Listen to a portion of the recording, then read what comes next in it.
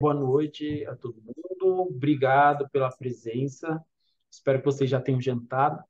Eu já estou alimentado, então estou com energia para ir longe, se necessário.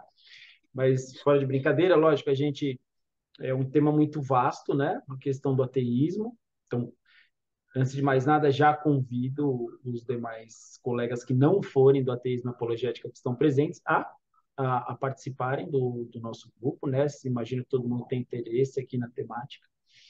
E, obviamente, fazer mais aqui uma vez o merchan, a nossa pós, que vai abordar mais do que só a questão de ateísmo ou apologética, que é só um aspecto do assunto religioso, né? A religião é muito mais só do que ataque e defesa da fé, e na nossa pós vão ser abordados outros aspectos, né? Bom, é, aqui vocês chegaram, né, até... E antes de mais nada, agradecer o Eduardo e agradecer o Marcos, né, por terem aceitado também o meu convite no Se Vira nos 30, assim, né? Vamos lá! E eles prontamente também toparam, então foi muito bom todo esse momento de preparo. Vocês chegaram aqui porque vocês se interessaram pelo tema, né? O tema são três perguntas que a gente vai tentar esmiuçar, quer dizer, tentar aprofundar um pouquinho mais possíveis respostas, né? Não necessariamente nós concordamos aqui, eu, Marcos e Eduardo, a gente não conversou a respeito desse assunto antes, né? Justamente para não gastar, talvez, boa parte do que. Às vezes a gente tem essa conversa nos bastidores, e a conversa dos bastidores acaba saindo mais interessante do que na hora, porque todas as dúvidas já estão meio que sanadas, a gente está meio em acordo, então vai ser em tempo real aqui. Mas a primeira pergunta, né, que a gente teve nessa chamada aqui é: o ateísmo está na moda? Então, antes de passar a palavra para meus colegas, eu queria ensaiar uma resposta aqui, né? Que quem viu meu vídeo chamada aqui para o evento já mais ou menos vislumbra aí a minha resposta. Então, quer dizer, o ateísmo está na moda? Me parece que sim, no seguinte sentido: nunca houve tanto ateu no mundo, certo? Eu estava pesquisando aqui, os números variam demais, né? Aquela história, né, gente? Pesquisa é difícil saber quem está falando a verdade, quem não está falando. Às vezes, se a pessoa faz a pesquisa por um viés, né, e com uma determinada metodologia, os números dão de um jeito, às vezes os números dão de outro, então não dá para bater o martelo. Mas a notícia mais otimista, entre aspas, que eu vi com relação a número de ateus no mundo, se não me engano, é uma notícia de 2018 que falava que no mundo tinha algo entre 10 e 11%, ou, pondo de outro modo, 10 e 11% da população mundial seria ateia, né? Nessa classificação, se não me engano, saiu na Super Interessante em 2018. Precisa se ver o que se chamou de ateísmo aí, claro, né? Então, às vezes se chama de ateu uma pessoa que não costuma frequentar nenhum templo religioso. Então, essa pessoa, às vezes, é considerada ateia só por não ter uma religião institucional, né? Mas eu estou partindo aqui do pressuposto que se chamou de ateu exatamente alguém que não acredita no sobrenatural de modo algum. É isso que eu estou chamando de ateu aqui, né? A gente pode ter outras significações, historicamente tem muitas significações, né? Mas basicamente eu estou levando aqui para essa noite, não sei se o Marcos e o Eduardo vão levar essa definição adiante, mas eu estou pensando aqui ateu, uma pessoa que não acredita no sobrenatural, em uma linguagem do século XIX, uma pessoa materialista, no seguinte sentido, não que é apegada ao dinheiro, né? Não materialista nesse sentido, mas no sentido que acredita que só a matéria existe. Ponto. Bom, 10% da população mundial é um número considerável, né? Se você olha para outras épocas, isso nunca foi assim, né? Como eu também adiantei meu vídeo chamada, se vocês olharem para outras épocas do mundo, certamente vocês vão encontrar ateus, né? Ateus, a gente tem registro pelo menos desde a Grécia em diante, né? Mas eu acredito que de um modo ou de outro sempre houve indivíduos ateus, pelo menos desde do advento das grandes civilizações, né? Egito, Mesopotâmia. Ora, o que aconteceu? E aí a pergunta que eu me ponho, né? E eu vou ensaiar uma resposta rápida e vou passar a palavra. O que aconteceu no mundo para o ateísmo deixar de ser um fenômeno pontual, no limite individual, para se tornar um fenômeno de massa a ponto de a gente poder falar, dependendo da pesquisa, que 10% da população mundial, ou seja, uma pessoa em cada 10, se declarar ateu, né? E tem algumas hipóteses que eu venho trabalhando, porque é um tema que me interessa, né? Quer dizer, algumas hipóteses são mais batidas, outras nem tanto. Certamente, a ciência e a tecnologia modernas ajudaram nesse processo crescente do ateísmo. O que eu quero dizer com isso? Quando você se sente mais desamparado frente à natureza, é normal que você se apegue mais a uma ajuda que você não está vendo, né? Então, isso é normal. Então, quer dizer, a natureza é sempre a natureza é hostil ao homem, certo? A gente gosta muito da natureza porque a gente olha da natureza pela janelinha, né? Mas assim, quando você é obrigado a viver mesmo dentro da natureza, a natureza é bastante hostil, né? E quando você não tem o recurso da técnica moderna para se defender minimamente contra a natureza, é normal que desamparados a gente procure um socorro divino, né? Então, certamente, as pessoas que só procuravam a religião por causa desse socorro, certamente elas foram migrando, né, digamos, para o ateísmo. Afinal de contas, agora eu estou com dor, eu tenho Novalgina, né? Eu tenho remédio e operações para algumas doenças, ainda não todas, né? E provavelmente nunca teremos para todas, mas cada vez mais. Eu tenho um sistema judiciário, por exemplo, né? Ou seja, o Max Weber, né, bate um pouco nessa tecla, né, que a religião foi regredindo simultaneamente ao aumento de médicos e advogados, né? Porque agora eu também tenho digamos, um dispositivo jurídico que me protege de algum modo. Então, eu diria que o conforto e a segurança que a técnica moderna foi criando em torno do homem fez com que os indivíduos que só se apegavam à religião por uma questão de desamparo fossem se tornando majoritariamente ateus. E isso se reflete no modo como o ateísmo está espalhado no mundo, né? A gente vê que os países com maior índice de ateísmo são, de fato, países onde o nível de vida tende a ser mais alto, né? Particularmente Suécia, Dinamarca, Japão, Coreia do Sul, né? Na Suécia, se não me engano, o número de ateus é 85%, né? Então, é bem alto. Ao passo que a religião tende a ser maior em países mais pobres. Brasil, segundo a última pesquisa aí, é o país mais religioso do mundo, né? Atualmente estaria em torno, acho que, se não me engano, de 86%, um negócio assim. Não, 80, enfim, estou confundindo, mas é para mais de 80%, né? a porcentagem. Bom, então esse seria uma questão, né? A técnica moderna, mais do que a ciência moderna, tá, gente? Depois a gente vai aprofundar nisso, mas mais do que a ciência, porque eu não estou tão certo que a ciência desmentiu Deus, eu não estou tão certo que a ciência desmentiu a religião. Eu acho que são dois discursos que se encontram em níveis diferentes. Mas a técnica, né, cria conforto e o conforto cria uma indiferença humana, né? Passando mais rápido por outro ponto, a gente teve mudanças internas à própria filosofia, né? Então, lá na época do Renascimento, nós tivemos contatos com filosofias céticas da antiguidade, que durante a Idade Média elas não tinham efetividade, né? Então, quer dizer, as grandes referências filosóficas ao longo da Idade Média foram Platão e Aristóteles, e de repente no Renascimento a gente tem a tradução, né, de um monte de autores de outras escolas filosóficas, e particularmente escolas filosóficas céticas da antiguidade, que começaram a influenciar os pensadores, né, lá pelo século XV, XVI, XVII, e gerou em alguns dúvidas com relação à religião. Né? Quer dizer, se eu sou cético, se eu não tenho muito, se eu não acredito muito em nada, se eu não acredito muito nem no poder da razão, que dirá muitas vezes acreditar em dogmas revelados e tal. Né? Então, essa mudança de paradigma filosófico certamente ajuda. Depois, né, sem fazer provocação aqui aos meus amigos protestantes e evangélicos, mas é uma coisa verdadeira do ponto de vista histórico, o questionamento da Igreja Católica como uma instituição inequívoca, inerrante, né? E a partir do momento que você tem a proposição, né, a proposta de outras possíveis interpretações da Bíblia, isso gera um pluralismo que pode ser interessante, por um lado, mas certamente que pode pôr em questão a própria religião, né? Não sei se vocês me acompanham, mas a ideia é o seguinte: a gente tem registros, por exemplo, do século finais do século XVI, XVII, falando que as guerras de religião, as disputas entre protestantes e católicos, geraram muito ateísmo, né?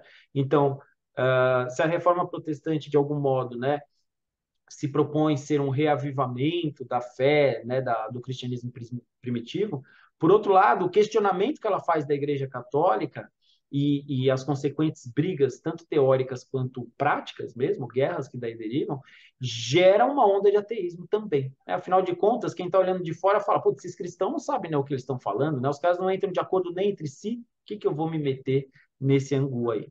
E, obviamente, eu estou deixando claro que aqui é um processo de erosão do cristianismo, porque eu estou partindo do pressuposto que o cristianismo, naquilo que a gente chama de Ocidente, é a religião predominante em termos de números, né? É... Mas eu vou abordar outros pontos, mas eu não vou abordar eles agora, não. Vou passar para não me esticar muito. Eduardo, você quer... Comente aí enfim, dê seguimento. Aí depois eu passo a palavra para o Marcos, se você puder comentar essa questão de se o ateísmo está na moda ou não, o que você acha? Ok. Se a gente pensar em moda, matematicamente falando, eu acho que não está na moda, porque matematicamente falando é aquilo que está majoritário, né? Se a gente pensar em moda em relação a vestuário, também acho que não, porque vestuário é muito passageiro, vai e volta. Mas se a gente pensar em moda como algo, uma tendência, é uma palavra que também se usa na vestuário e moda, eu acho que sim. Eu acho que nós estamos numa tendência que já vem há muito tempo. Na verdade, Stuart Hall, ele fala um pouquinho sobre identidade e algumas coisas que a identidade antigamente ela era mais monocromática, podemos dizer assim. Ela era mais era única, né? As pessoas valorizavam o seu passado, valorizavam a sua família, valorizavam a sua religião, valorizavam a sua as instituições de modo geral. Com o tempo, com aquilo que a gente chama de pós-modernidade, as coisas foram mudando. E o Stuart Hall ele fala, num dos seus livros, que algo que você acabou de falar, Mantovani, que quatro movimentos importantes acabaram gerando essa mudança de identidade, que vai afetar, que vamos entrar no ateísmo logo mais, que vai afetar essa mudança. Uma delas foi a Reforma Protestante, que ela libertou a consciência do fiel das instituições religiosas. Agora, eu posso definir o que é o que não é, o que a Bíblia diz e o que a Bíblia não diz. Não é o Papa, o padre ou sequer o pastor que vai definir para mim. Eu defino. Isso foi um movimento. O humanismo também, renascentista, colocou o homem no centro do universo, dando mais poder ao homem. As revoluções científicas que vieram logo em seguida também conferiram ao homem a capacidade de decifrar a natureza, de decifrar as leis da natureza. E depois do iluminismo, que centralizou o homem como um ser racional e liberto do dogma. Tudo isso foi num crescente, é uma tendência que vem de alguns séculos. Então, não pode dizer como uma moda, algo que está aqui, apesar de que teve um plus ultimamente, mas é algo que já vem num crescente, desde a reforma, passando pelo Renascimento, passando pelas revoluções científicas, passando pelo iluminismo, e chegando até nós, o ateísmo vem crescendo, o que a gente chama de secularismo vem crescendo. E o que eu acho que agora é mais recente, que a gente está prestando mais atenção, o que eu acho que pode dizer que é moda nesse sentido, é que nós estamos vivendo uma época maior de questionar as autoridades. Aliás, eu fiz uma pesquisa rápida no Google para saber o ateísmo está em moda, só para saber as respostas. E tem aqueles grupos de bate-papo que as pessoas respondem. A grande maioria nesses grupos escreveu sim, mas é porque agora nós pensamos com a nossa cabeça. Estamos livres para pensar.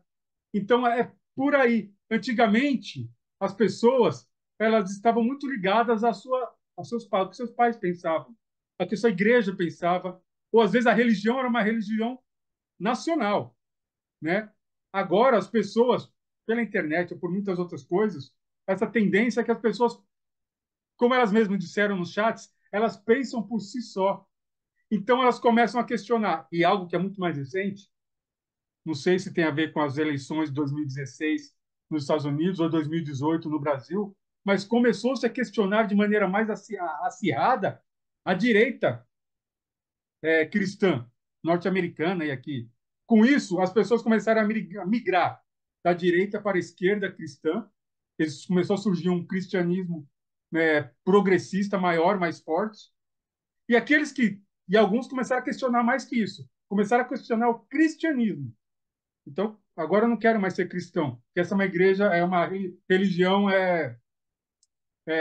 opressora. Vou buscar outras espiritualidades.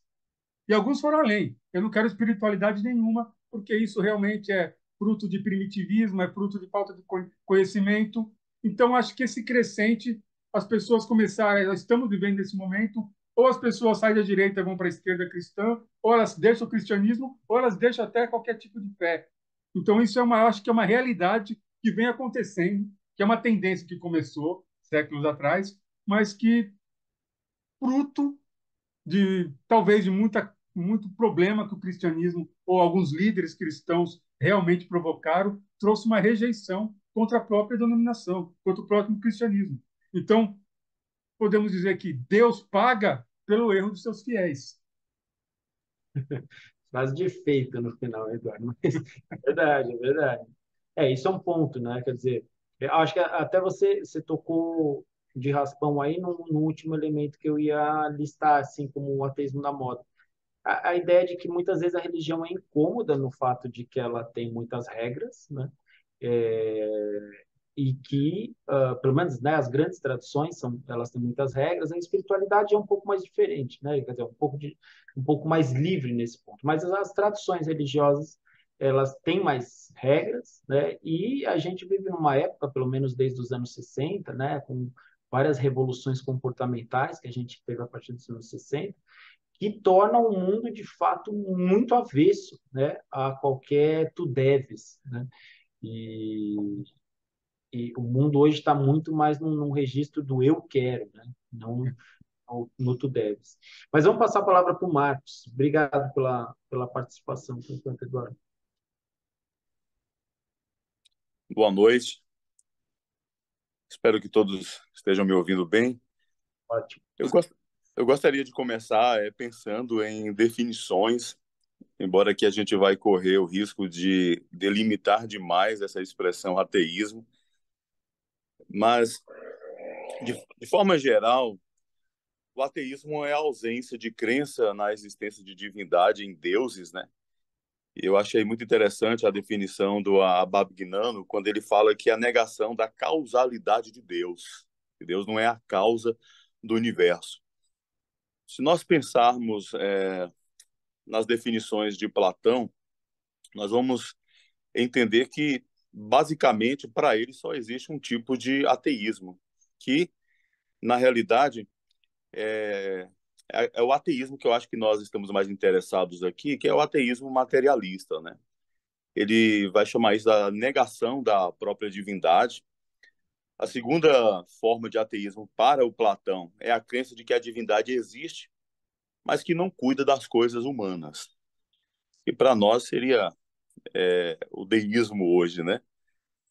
E nós temos também a ideia que, para Platão, que é muito interessante, que existe aquela crença que a divindade pode se tornar propícia por meio de doações e oferendas.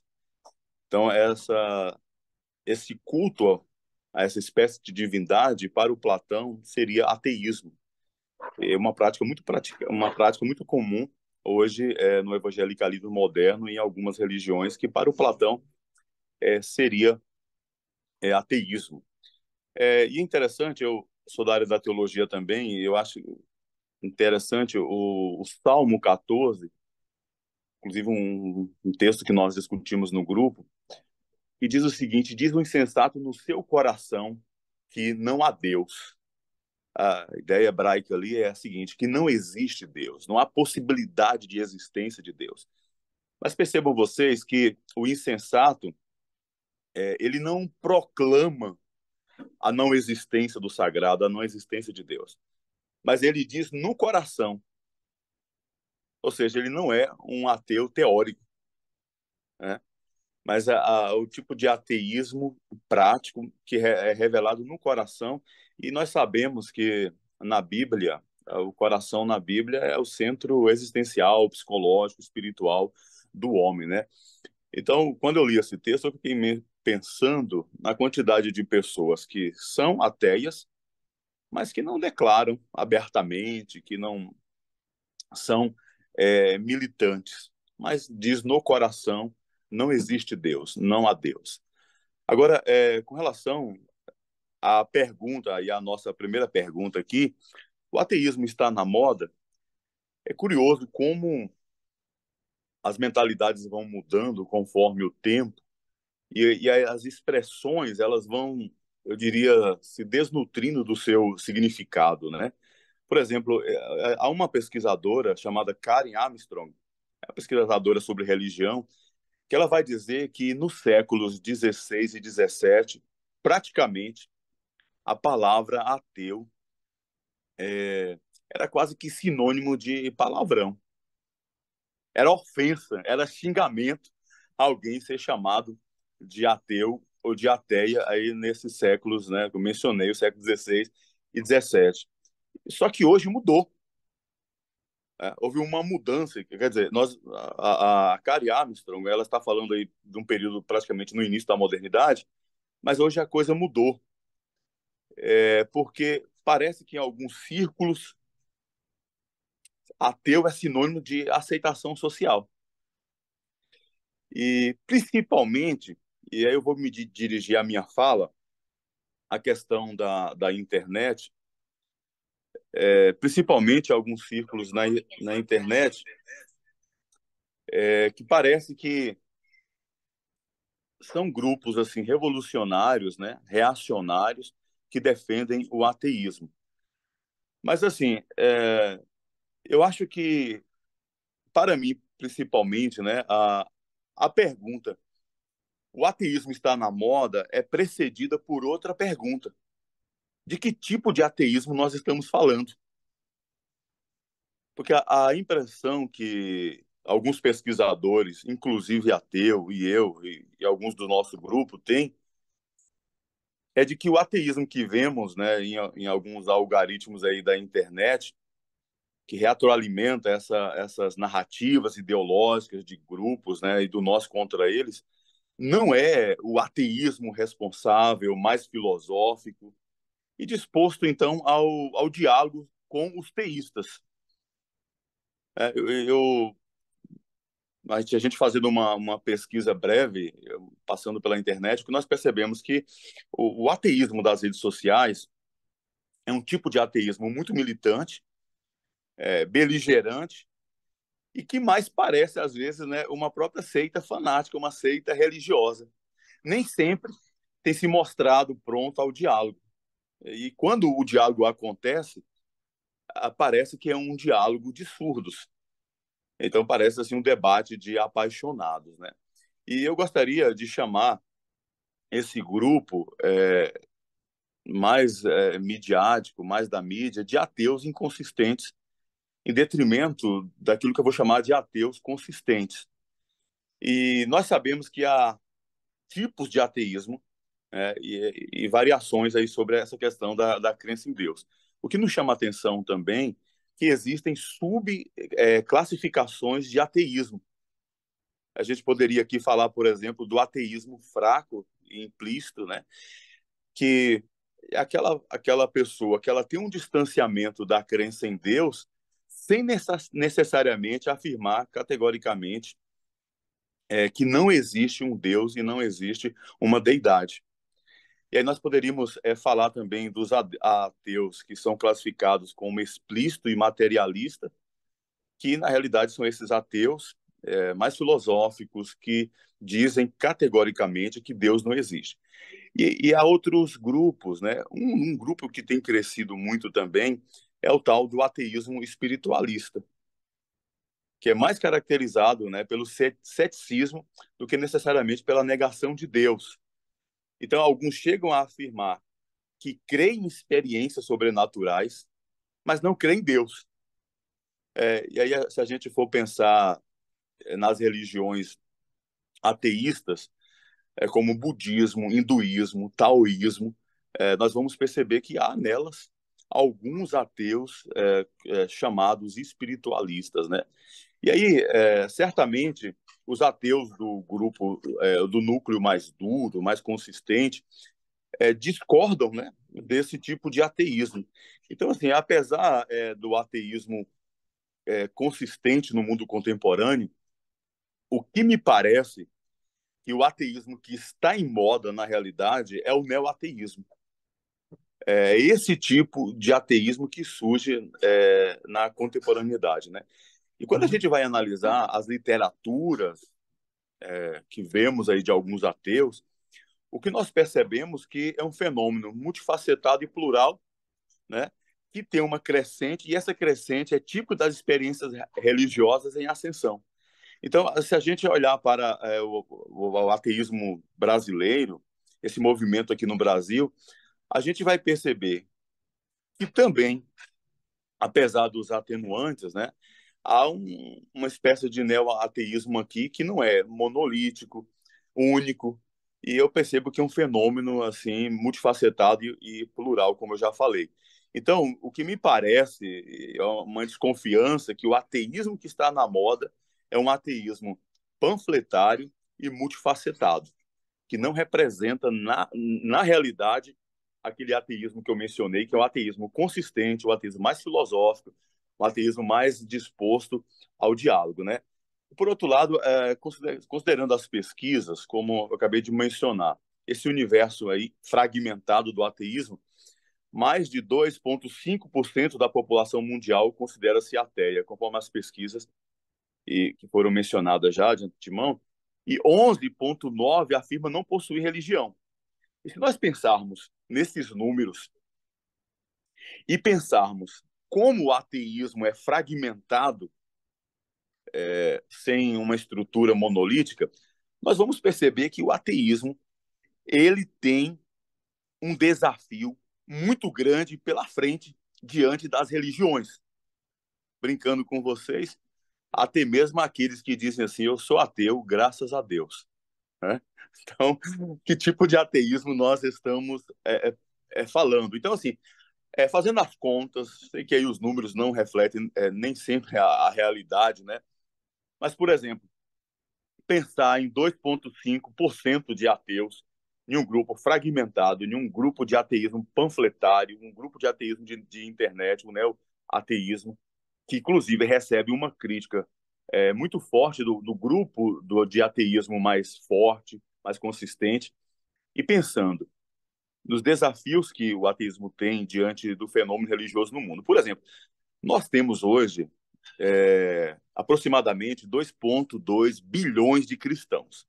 Nós temos 1,6 bilhões de adeptos do islamismo. O hinduísmo, na casa dos 900 milhões de adeptos.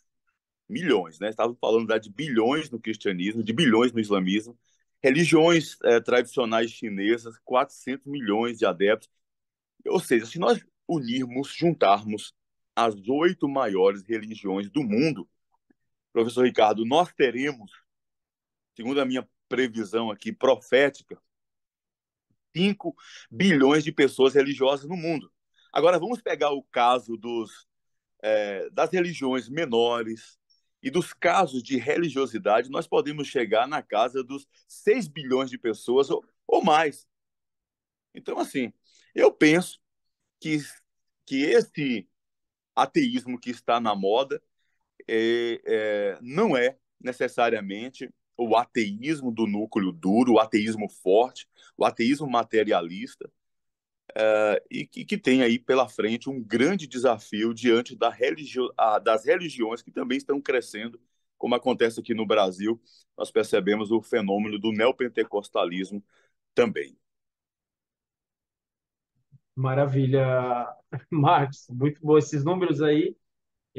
São para pensar, né? Como eu falei, você vê, tem uma ligeira diferença nos números que eu falei, que você depende, né, do que estão chamando de ateísmo, é aquela história, né? Exatamente. vale a pena, nesse ponto, você resvalou já, né, acho que no segundo ponto, né, dos quais argumentos para ser ateu. Antes de entrar propriamente nisso, uma coisa que eu acho que ressalta da sua fala aí, né? Você falou, tem um movimento grande, né, de ateísmos. Você usou termos chiques aí, mas é o famoso ateu raiz e ateu todinho, mais ou menos, que você fez uma referência. Consistente, inconsistente, é o famoso todinho e o raiz. Eu acho que todo movimento de massa, assim como nas religiões também são movimentos de massa, sempre você vai ter a versão todinho e a versão mais substanciosa, né? Então, o que acontece hoje no ateísmo, eu não acho que é diferente do que acontece em todas as religiões, né? Em certo sentido, de que você tem uma minoria que conhece direito a fé que professa, né? E você tem uma esmagadora maioria que está meio de gaiato na história, né? Então, nesse sentido, eu acho que isso acontece no cristianismo, em outras grandes religiões, e eu acho que isso também acontece agora no ateísmo, porque é um movimento, quer dizer, um fenômeno de massa, né? Então, eu acho que é até esperável e normal que boa parte das pessoas que professem ateísmo não saibam muito o que estão fazendo ou estão fazendo, né, assim, com meias informações, como dentro das religiões de resto acontece já há muito tempo, né? Pensando na questão nessa questão, né, dos argumentos para ser ateu, e aí eu vou só levantar algumas bolas e provocações aqui, né, para o pessoal pensar e para vocês também comentarem. Eu acho que existem argumentos históricos, né, para a gente ser ateu. Então, assim, é, eu tentei frisar a ideia, né, de que a gente tem vocês mesmo, né, o Marcos, o Eduardo também trouxe, né, a ideia de que existem elementos históricos da nossa história recente, e aqui eu estou chamando de história recente os últimos 5 séculos, né, que nos levaram ao ateísmo crescente. Mas a gente, além das razões históricas, também temos razões que eu consideraria razões consistentes, razões boas, ainda que elas, lógico, os religiosos também bolaram respostas já para elas, o que é normal, mas de algum modo eu consideraria respostas boas, é, ou melhor, motivos bons para se ser ateus. Básico, né? A questão do mal no mundo, que é a coisa que mais volta, né? E se você lê os livros dos grandes apologetas de hoje, é, por exemplo, o William Lane Craig, né? Ele fala que o argumento contra o qual ele mais o que ele mais se defronta é a questão do mal no mundo. As pessoas, de fato, a gente está passando por guerras mil aí, né? Um monte de catástrofe no mundo, fome, traição, inveja, tudo aquilo que a gente sabe que é a vida do dia a dia, e de repente isso daí parece que é um pouco incompatível com Deus Todo-Poderoso, Todo-Bondoso, Onisciente, né? Então esse é um argumento bom, né? Eu não acho que é um argumento fraco pro ateísmo, né? E esse argumento ele vem de longa data, né? Pelo assim no Voltaire, lá no livro Cândido, né? Vocês vão ver isso. Daí o livro Cândido ele é do Voltaire, do século XVIII, ele é uma grande explanação ou ele é uma grande ilustração desse argumento contra a existência de Deus, né? E tem vários outros, né? Por exemplo, a questão de que a religião muitas vezes é usada como controle, né? Controle social, né? Então a religião ela é muitas vezes uma arma na mão dos governantes para manter todos em respeito. Então isso daí às vezes faz, e lógico, eu acho que é justo que algumas pessoas comecem a duvidar dos dogmas que são defendidos a partir do momento que aquilo é utilizado para a exploração dos povos, né? Essa é a grande tese iluminista, né? A ideia de que a religião ela tinha um laço, né, com a monarquia e que, portanto, os padres falavam o que falavam, os pastores falavam o que falavam porque interessavam o poder político. Então, lógico, quando você nota essa ligação, me parece que é um ponto interessante para você pôr em questão a certeza. Por outro, um argumento de aspecto mais psicológico, que vai tomar muita força em Nietzsche, por exemplo, é a ideia de que a religião é uma muleta, muitas vezes, né? Então, quer dizer, a religião é uma muleta maravilhosa, né? Minha vida está ruim, mas Deus está vendo, né? Os humilhados serão exaltados.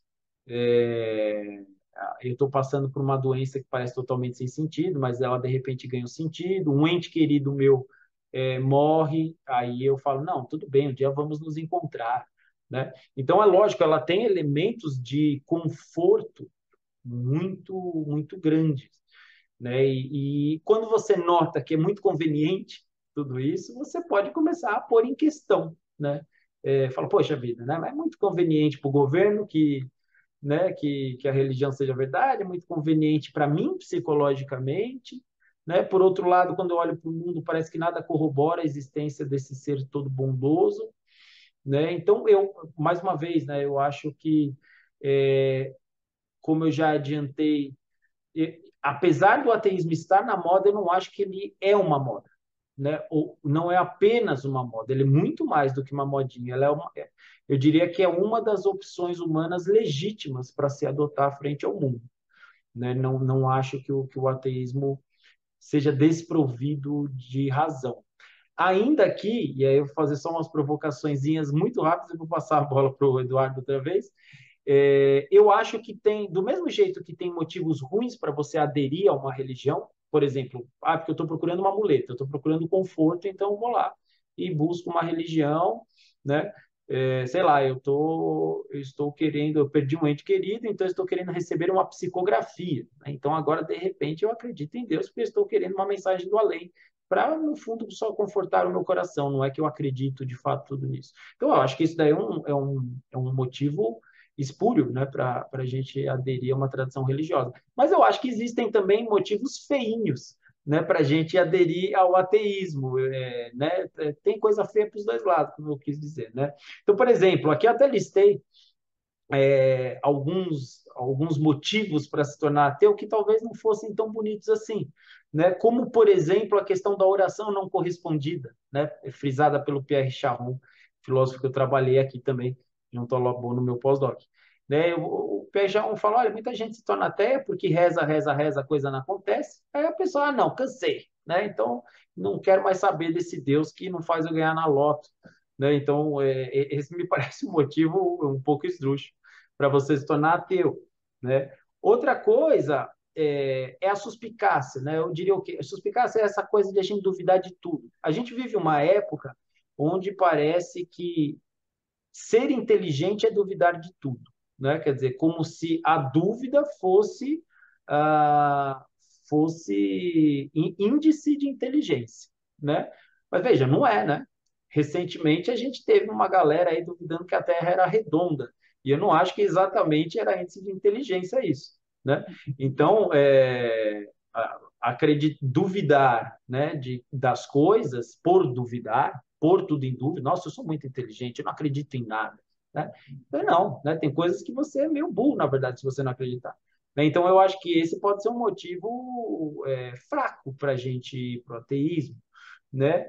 A questão e aí eu já citei que aí é bastante forte na nossa época, que é uma época que a gente gosta de viajar leve, né? Viajar soltinho. A religião ela pode ser incômoda, né? Dando regras para o nosso dia a dia. E se eu sou meio preguiçoso para adequar a minha vida à regra X, Y, Z, isso pode me levar ao ateísmo.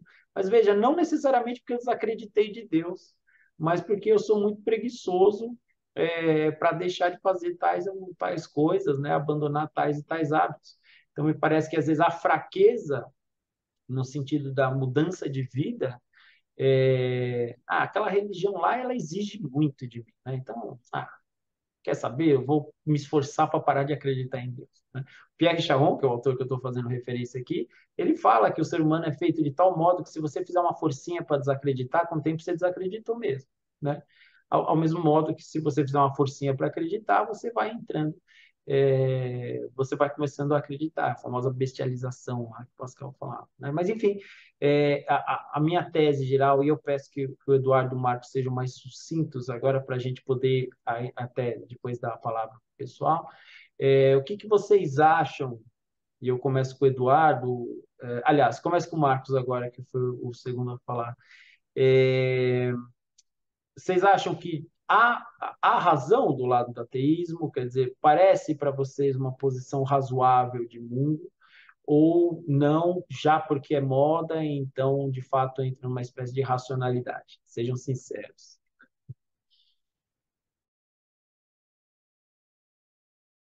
Você está mutado, Marcos. Se desmute aí. Prontinho. Eu gosto muito da segunda fala, porque na segunda fala a gente está mais calmo, né? A tensão e a adrenalina já baixou um pouquinho. Olha só, eu poderia pensar, e aí agora eu estou falando não do ateísmo panfletário e midiático, eu estou falando agora do ateísmo consistente que eu havia mencionado. Pensar em algumas razões por que uma pessoa poderia se tornar ateia. Olha só, uma das razões que eu acho interessante é a busca de bem-estar imediato e terreno. O Bauman, ele vai falar que nós estamos em um período de transformação, de mudança, e os temas transcendentais, essa ideia de eternidade, do sagrado, foram relegados para o segundo plano, porque agora se busca o bem-estar imediato. E a gente percebe que essas experiências de bem-estar imediato e felicidade na vida aqui agora, elas estão, assim, experimentam expressividade, né, na contemporaneidade. E eu quero aqui, professor Ricardo, fazer o caminho inverso da sua fala. Eu acho que as pessoas também estão buscando no ateísmo essa espécie de felicidade, de bem-estar, não transcendental, não religioso, certo? Então, é uma das razões. A outra já foi mencionado, que é a crítica do ceticismo científico, desenvolvimento intelectual, em detrimento da religião. Ah, agora, esse terceiro motivo que eu menciono, para mim, é o mais forte e que me incomoda muito como não ateu. Eu sou um teísta, então sou um pastor de igreja, mas as oposições aos argumentos metafísicos incomodam demais a gente. E, por exemplo, a questão do mal, que a gente trabalha na ideia lá da teodiceia, né?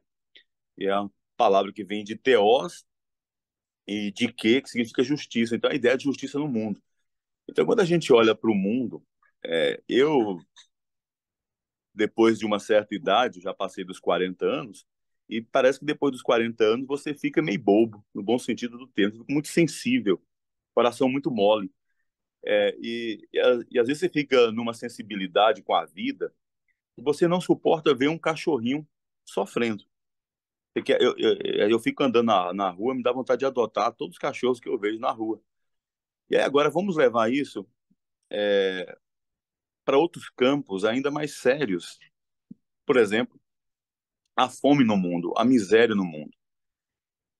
Então, se eu escolhesse o ateísmo, eu seria ateu simplesmente por olhar para o mundo e ver a crueldade, a maldade, a miséria, né? Quando nós entramos na internet e damos lá um Google, né? Quando a gente entra em alguns países africanos, aquelas pessoas esqueléticas passando muita fome, e realmente nós nos perguntamos onde Deus está.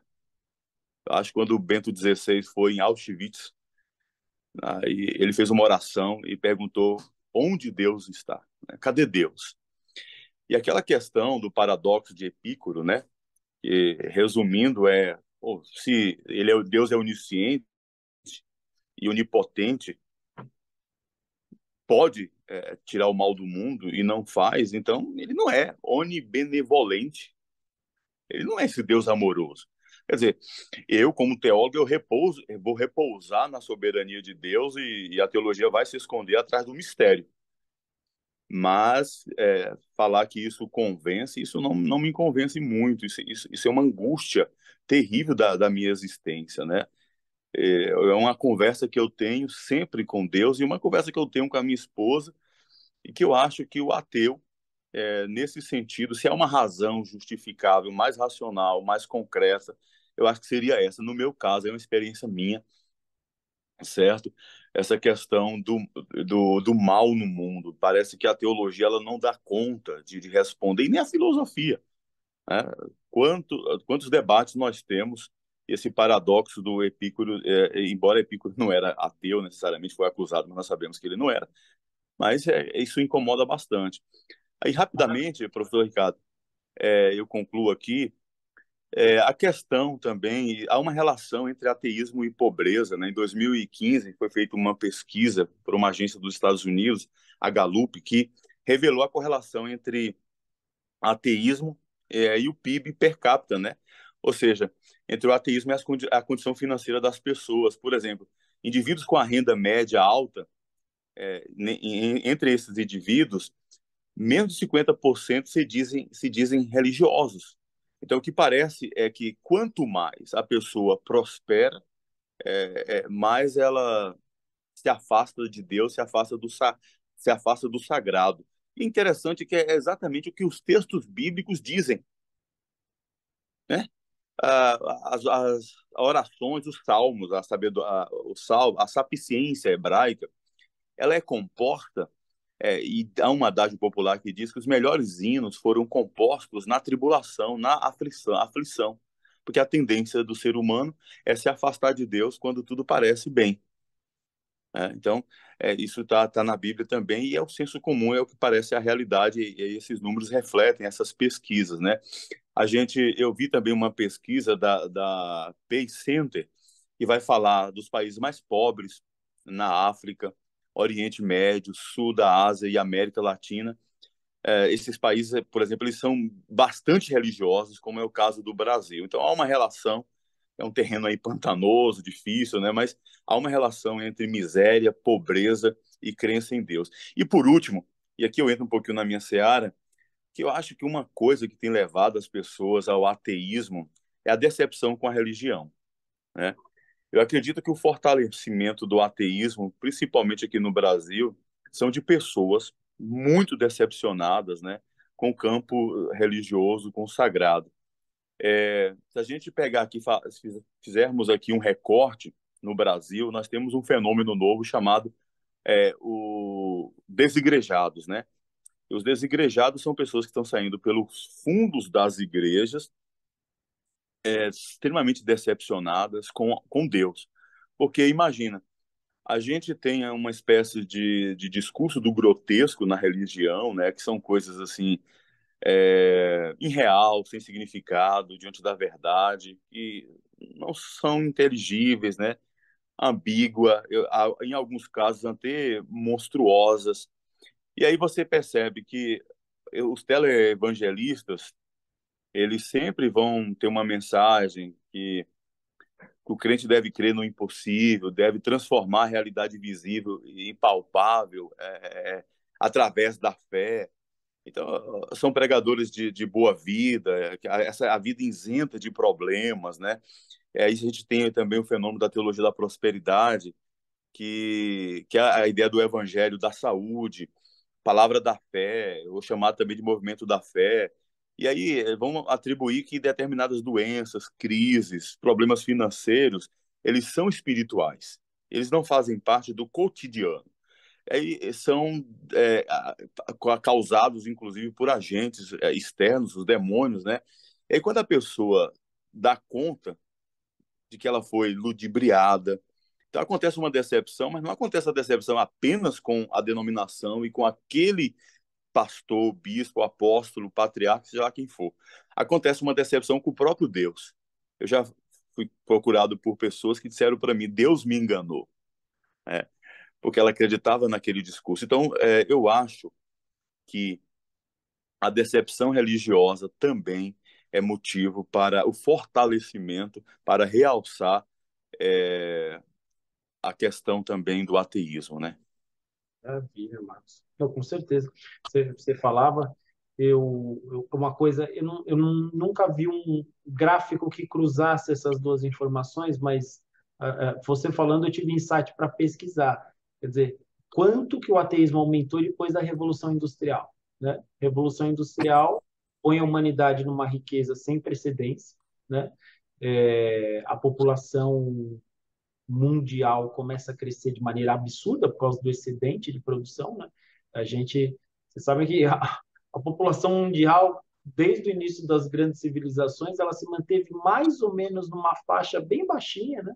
A gente sempre teve muito pouca pessoa, na verdade, no mundo, até mais ou menos o século XVIII para XIX. De repente, você estoura, né? E por que tem essa explosão populacional? Por conta da Revolução Industrial, né? Despertamos as forças adormecidas no seio da natureza, né? Como diz o Marx. Então, a gente começou a produzir muito. E é só completando a sua fala, acho que não vou ter mais essa oportunidade. Inclusive, a sociologia da religião ela vai surgir nesse período, através de uma análise do fenômeno religioso a partir da Revolução Industrial, porque é na Revolução Industrial que há uma mudança de comportamento do homem religioso. Então, ele sai do feudalismo e ele vai para a zona rural, só que esse homem agora, ele muda a sua religiosidade. E ao observar isso, aí nós temos o surgimento da sociologia da religião, né? Muito interessante. sim, bom, isso daí se torna muito forte, né? Quer dizer, a religião começa, eu não sei se a religiosidade começa a diminuir no geral, mas certamente o número de ateus aumenta na medida em que a riqueza disponível, né, aumenta. Então, quer dizer, conforme o mundo vai enriquecendo, ele também vai ficando mais imanentizado, né? Mas eu vou passar a palavra para o... Onde está? Ele sumiu agora. O Eduardo está... o Eduardo está lá no cantinho da minha tela. Eduardo, então, você, antes de a gente passar a palavra para o pessoal, gostaria que você comentasse também esse tópico aí. Tá. Primeiro que eu fiquei pensando que se não sei a confissão religiosa do pessoal do grupo, mas se tiver algum ateu aqui em nosso meio, ou se tivesse, ele já ia talvez questionar a própria introdução da nossa fala, que é por que as pessoas se tornam ateias? Por que alguém se torna ateu? Porque na compreensão do ateu, a gente nasce ateu. É que depois somos doutrinados pelos pais, pela igreja, a nos tornarmos teístas. Eu não concordo. Para mim, não tem como nascer ateu, porque eu acho que nós nascemos como uma tábula rasa, talvez. Nós temos que ser apresentados à ideia de Deus para mim rejeitar essa ideia ou para aceitar essa ideia. Então, eu posso não nascer cristão e não nascer ateu. Eu vou ser apresentado à ideia e depois, crescendo, a gente decide. Mas, enfim, quais as razões que normalmente os ateus dizem ser as principais porque eles se tornaram ateus? Uma, essa questão do problema do sofrimento, que talvez seja maior e talvez seja mais difícil também, a mais discutida, para tentar apologeticamente tentar defender, é o que a gente chama as teodiceias, né? Tentar defender Deus nesse sentido, nesse ponto. Mas existem outras. Uma delas, que costumam dizer, é que não existe prova de que Deus existe. O que, a princípio, não torna ateu também, né? A princípio, a pessoa devia dizer, eu sou agnóstico, já que não existe prova. Mas, enfim, mas elas costumam dizer, não existe prova. E o cristão costuma dizer, fazer a pergunta ao contrário, mas também não existe prova que Deus não existe. E o ateu rebate, mas o ônus da prova é de quem? De quem afirma que Deus existe. Então eles costumam colocar essa questão da prova, jogar o ônus da prova para cima dos cristãos e usar isso muito como argumento de que não existe prova que Deus existe, por isso eu não aceito. Tá? Essa é uma das razões. Outra razão que eu vejo muito frequente é a questão da falta de conhecimento. Eles dizem, foi o que o Mantovani falou no começo, que normalmente a gente não tem conhecimento sobre algumas coisas, e, por exemplo, as tribos primitivas não tinham conhecimento de onde vinha um raio, e colocavam na sua mitologia, na sua fé, que o raio vinha de algum deus. Para eles, tudo quanto é tipo de fé é assim. Até a fé no Deus de Abraão, de Isaac, de Jacó, é o mesmo. Eu não tenho conhecimento suficiente e coloco minha muleta, por falta de não só muleta emocional, mas a muleta pela falta de conhecimento, um ser que me responder, vai, vai dar sentido à minha vida, à minha cosmovisão. E é por isso que eles falam também, quando a gente fala em criacionismo e evolucionismo, que os criacionistas têm o Deus das lacunas. Ou seja, quando a gente não sabe como que se guiou, como se originaram as espécies, como se originou o planeta, como se originou a vida, a gente coloca Deus como a desculpa para tudo isso. Então eles falam, um dia, e normalmente os evolucionistas falam que quando a gente não sabe, o tempo dirá, né? Um dia saberemos a resposta, um dia não precisaremos de Deus como a resposta. Então, isso é muito usado por eles também. E outro que também já foi dito aqui, que é muito usado, principalmente pelo neoateísmo, que é aquele ateísmo militante ou panfletário, como foi dito aí, que é a questão dos próprios fiéis, que são maus representantes de Deus. Como a liderança, a igreja, como os membros são, né, muitas vezes, colocando na atualidade, muitas vezes são homofóbicos, são racistas, e colocam isso, os ateus colocam isso até em Deus. Eles lêem a Bíblia, fazem a hermenêutica deles dizendo Deus é genocida, racista, misógino, homofóbico. E os ateus questionam e encontram, tá? Não é só acusação, mas eles encontram em cristãos que são de fato racistas, homofóbicos, misóginos, e por isso se decepcionam com a igreja e com Deus da forma que eles interpretam também. Se o cristão é assim e na Bíblia eu interpreto assim também, ou pelo menos dizem que a Bíblia afirma dessa forma, eu não vou querer esse Deus para mim. Tá? Então, eu acho que essa é uma das principais razões, a má hermenêutica bíblica associada à má conduta dos cristãos de maneira geral, ou dos teístas de maneira geral, leva muitos a deixar a fé. E isso, muitas vezes, com essa falta que eu já falei no começo, questionamento de autoridade dos pais, da igreja, a maioria dos jovens que hoje saiu, ou que hoje se tornou ateísta ou é um desigrejado, ele participou de uma família que era conservadora, que era às vezes muito rigorosa, e é uma realidade que ele não quer mais. Não é isso que ele quer. Então ele associa a religião que ele frequentava, a educação que os pais davam, à figura de Deus e decide: esse Deus eu não quero. Esse Deus que meus pais representam, que essa igreja representa, que esse pastor, ou que esse padre, ou que esse clérigo qualquer representa, essa eu não quero.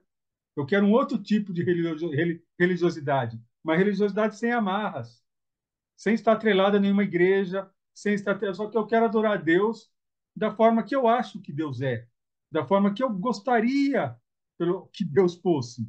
Eu acho que é por isso que as pessoas acabam deixando as igrejas, às vezes deixando totalmente a fé e abraçando o ateísmo. Maravilha, Eduardo. Ressaltando aqui e fazendo minha última fala de maneira muito breve, o fato é que o que a gente está fazendo aqui hoje, o que o Labo faz, é uma coisa muito rara, né? Quer dizer, no seguinte sentido, a maioria das pessoas que são religiosas ou que são ateias tomaram essa decisão muito cedo nas suas vidas e nunca mais se questionaram depois. Isso é um dado, né? Quer dizer, o direcionamento religioso, seja ele para a afirmação de uma religião em específico, seja ele para o ateísmo ou o agnosticismo, geralmente as estatísticas mostram que as pessoas tomam essa decisão por volta da adolescência, né? E tanto aquele que se tornou religioso nunca mais volta a questionar suas crenças, né? E aquele que, falando assim, é lógico, né? Tem as exceções sempre dignas de menção honrosa, mas a maior parte das pessoas que se torna religiosa nunca mais questionou as suas crenças, né? E, geralmente vem de família, como o Eduardo bem frisou. E o ateísmo, ele é raro ainda vir de família, já começa a acontecer, porque, né, todo fenômeno de massa ele começa a ser passado de pai para filho em algum momento, então ele já acontece sim de famílias de ateus, mas ainda é um fenômeno, e aí eu digo não baseado em nenhum estudo, mas minha experiência pessoal como professor já há algum tempo. O ateísmo é algo que advém mais ou menos pelo final do Fundamental 2 e começo do ensino médio, e ali a pessoa se torna ateia e nunca mais questiona também aquilo, né? Justamente porque existe a rotulação e a estereotipagem do grupo oposto, né? enfim, esse tipo de reflexão constante que a gente tenta promover é exatamente, não é para mudar a ideia de ninguém a respeito de nada, mas para que as pessoas sejam o que elas forem, mais conscientes e mais de uma maneira mais profunda, quer dizer, saibam melhor, tomem decisões mais conscientes na vida. É isso. Tô vendo várias questões. Gente, o chat tá maravilhoso hoje, né? Eu vou até geralmente a gente não salva o chat, mas eu vou salvar depois. E não vai dar para falar tudo, não vai dar para fazer todas as perguntas, porque agora a gente tem poucos minutos aí. Marcos, querido, está de volta, né, Mantovani? Olha o Marcos, olha o Marcos de Farias, meu querido, fazia falta aquele labor, hein, Marcos? Voltou, que bom. Eu vou pegar uma pergunta aqui, vocês vão me permitir, com a professora Maruzânia Dias, que é religiosa e coordenadora do nosso grupo de mística, e vou pegar, pois não tenho vergonha de puxar a sardinha para o meu lado, não é mesmo? Porque é aqui que é meu microfone que está aberto, então é isso mesmo. Mentira, gente. Não, verdade. Deus paga por seus fiéis. Podemos dizer que esse pagamento, parcelado ou não, é a fragmentação de Deus nas ideias e ou crenças moldadas segundo a imagem dos propagadores do bem-estar imediato. Quais as consequências para a relação humana com o divino, né? Como o divino. E aí, Maru faz a sua tacada de mestre, citando Mestre Heschel em Deus em Busca do Homem. Será que as muitas consistências sobre Deus acabam por impedir que Deus venha buscar o ser humano? Vem em busca do ser humano? E aí a gente está falando de uma concepção bastante diferente, que aí é uma concepção judaica, que é o Heschel que está nos falando, certo? O que vocês têm a dizer sobre isso? Olha, quando o Eduardo tocou nesse ponto, e eu acho que o Marcos também já tinha levantado essa questão, né? Eu me lembro da fala que costumeiramente é atribuída a São Francisco de Assis, se não me falha a memória, né? Onde São Francisco falava o seguinte: toma cuidado com a sua vida, porque a sua vida pode ser o único evangelho que as pessoas que estão à sua volta vão ler, né? Então, ou seja, né, do ponto de vista do religioso, e aí eu digo o contrário também, do ateu, né? Ou seja, se você quer, de algum modo, né, se você quer mostrar para os outros que a sua escolha de vida é uma escolha legítima, seja ela religiosa, seja ela ateia, essa escolha tem que se refletir de algum modo na sua vida prática, né? Então, se o ateísmo é para ser uma atitude respeitável, os ateus precisam se tornar pessoas respeitáveis. Se o cristianismo, o judaísmo, o islamismo e todas as outras religiões querem ser vistas como respeitáveis, o primeiro passo é que os membros dessas religiões sejam pessoas respeitáveis, né? Pessoas respeitáveis e respeitosas, né? Então, eu acho que é um pouco isso, quer dizer, certamente a conduta pode se tornar um entrave, né, para tudo mais. Você pode convencer uma pessoa com mil e umas razões.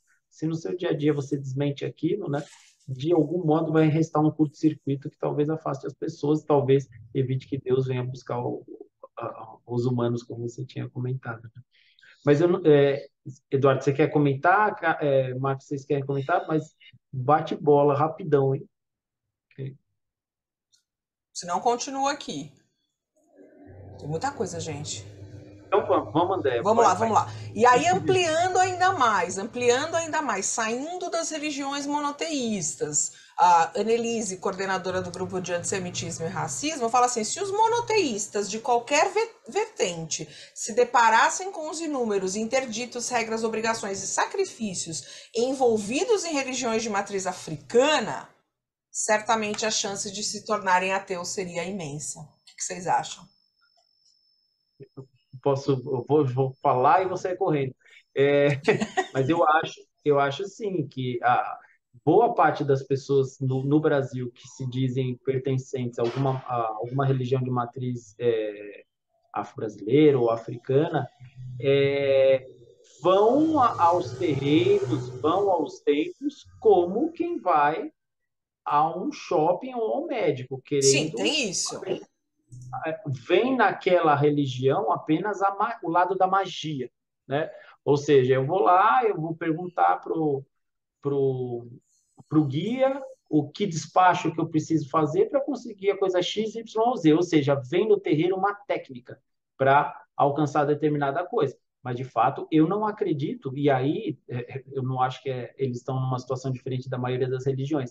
Eu não acredito que a maior parte das pessoas que frequentam, de fato, pautem a sua vida pelas máximas, pelas restrições, pelos dogmas, né? Quer dizer, as pessoas, eu acho que nesse ponto, boa parte das pessoas que buscam os terreiros são muito próximos de algumas pessoas que buscam a teologia da prosperidade, por exemplo. É Não, uma técnica. mas então, deixa eu só fazer uma óbvio, mas o que a Annelise quis dizer é o contrário. Claro, isso é totalmente verdadeiro, a gente sabe disso, a gente faz pesquisa, a gente sabe. Como a gente discutiu já em outro evento, que quer dizer, as questões da religião da Umbanda glamourizada, por exemplo, né, que é uma questão, Uhum. né? O que a gente diz é o seguinte, e- católicos, cristãos, pessoas que vão à igreja uma vez, sei lá o que se dizem, se elas tivessem que passar pelos ritos, por todos Hum, os processos de religiões afro, elas não iam durar nem um mês. É essa a questão, entendeu? Porque você tem muitas demandas, né? Quer dizer, sim, aí como a Neris está falando, essas pessoas não são da religião, elas são clientes. exato. Ser da religião do candomblé, de Umbanda e de outras questões, né, relacionadas, é outra coisa, né? Quer dizer, se você não cumpre, você não é daquela religião, você é aquela pessoa que vai no terreiro e vai ao católico, e vai isso, né? Quer dizer, assim, as demandas em determinadas religiões são muito altas, muito mais do que a gente está acostumado a ver em cristianismo e catolicismo. Ah, eu vou à missa, tá excelente, gente. Eu vou no culto, tá excelente. E é o que você falou, a Sim, minha vida não reflete. sim, não, eu entendo. Eu tenho uma tendência a achar, eu entendi a observação dela, mas eu tenho uma tendência a achar que todas as religiões que têm uma certa substância, elas têm muitas restrições. Eu não diria que as de matriz africana necessariamente têm mais. É Tá, porque, mais uma vez, eu acho que a gente tem a versão cliente em todas as religiões. Eu acho que verdade. a versão cliente do cristianismo não suportaria a versão séria do candomblé. Mas também eu acho que é o contrário. A versão cliente do candomblé também não suportaria a versão séria do catolicismo, por exemplo. As restrições são muitas, né? E graças a Deus que são muitas para quem adota essas posturas, porque justamente é elas que dão sentido, né? Quer dizer, a restrição ela consegue dar sentido para a existência, né? Quando a gente está muito soltinho, a gente entra em crise de sentido, mas aí é papo para o pessoal do Vitor Frankl. Vitor Não é? Frankl. Vou fazer outra pergunta. Eduarda fez uma pergunta brilhante que a gente volta porque também é muito interessante, não é mesmo?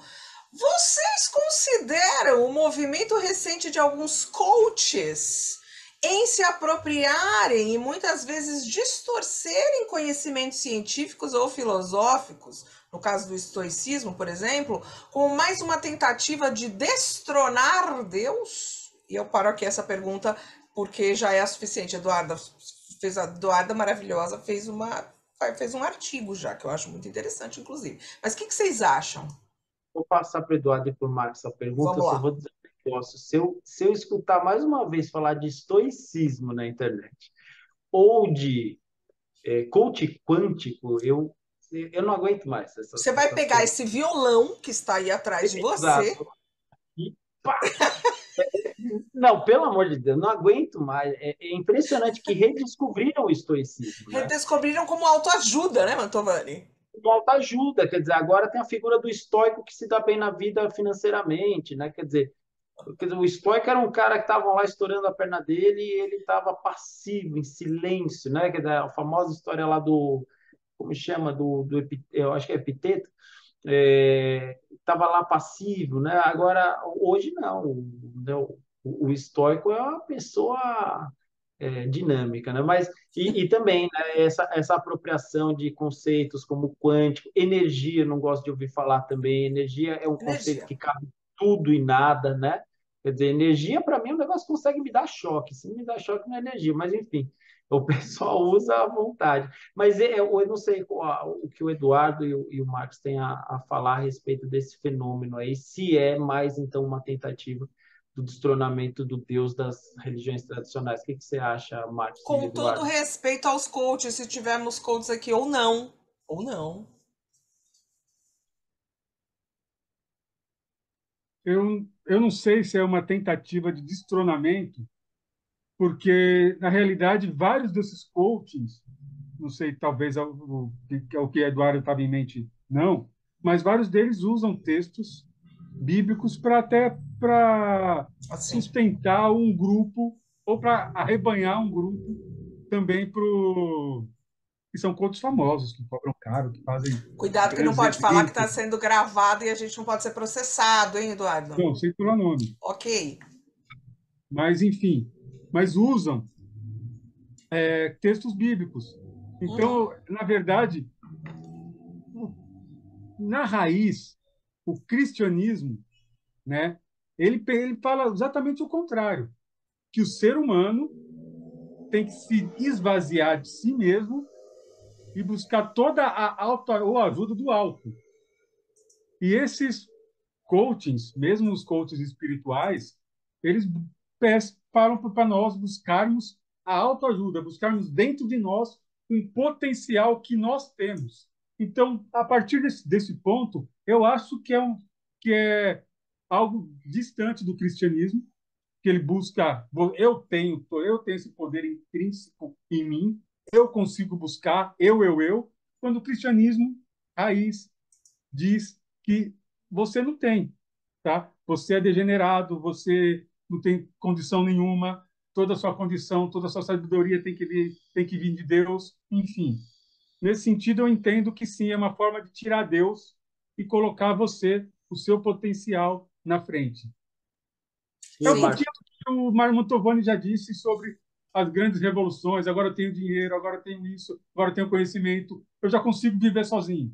Eu não preciso Uhum. de Deus para me dar nada. Então, para quê? Para que Deus? É Você vai interessante que o Marcos já fez. Desculpa, Mantovani, só a observação do Marcos sempre, né? Ele fala assim que energia é legal, é como crer num Deus eletropaulo. Não é Deus eletropaulo, é Deus Enel. Enel, Enel. Tá antiquado, Marcos, você, dessa energia. Ou Deus acusou a idade, hein, Semig, Marcos? ou Deus Central Elétrica, né? Desculpa, vai. Light. Light, light. Apaga a luz que eu não sou sócia da Light. Exato. Marcos, não o farias ou não vai?